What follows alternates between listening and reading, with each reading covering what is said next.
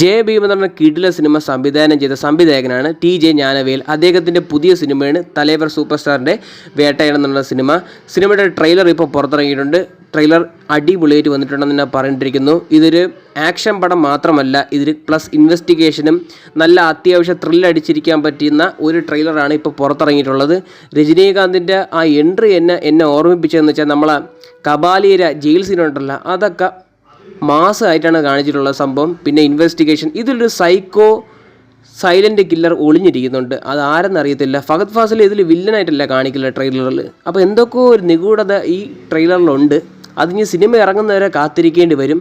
പിന്നെ ആക്ഷൻസ് എല്ലാവർക്കും ഒരുപോലെയാണ് പ്രാധാന്യം കൊടുത്തിരിക്കുന്നത്. പിന്നെ അനിരുദ്ധിൻ്റെ മ്യൂസിക്കലും അൻപറിവിൻ്റെ ആക്ഷൻ സീക്വൻസ് വേറെ ലെവലായിരിക്കും തന്നെ പറഞ്ഞിട്ടിരിക്കുന്നു. ടി.ജെ. ജ്ഞാനവേലായതുകൊണ്ട് സിനിമയ്ക്ക് നല്ല പ്രതീക്ഷ കൊടുക്കുന്നുണ്ട്. കാരണം അദ്ദേഹത്തിന് നല്ല പ്ലോട്ട് എടുക്കാൻ അറിയാമെന്നുള്ളൊരു സംവിധായകനാണ്. അത് ജെ ഭീം സിനിമയിലൂടെ തെളിയിച്ച ഒരാളും കൂടി.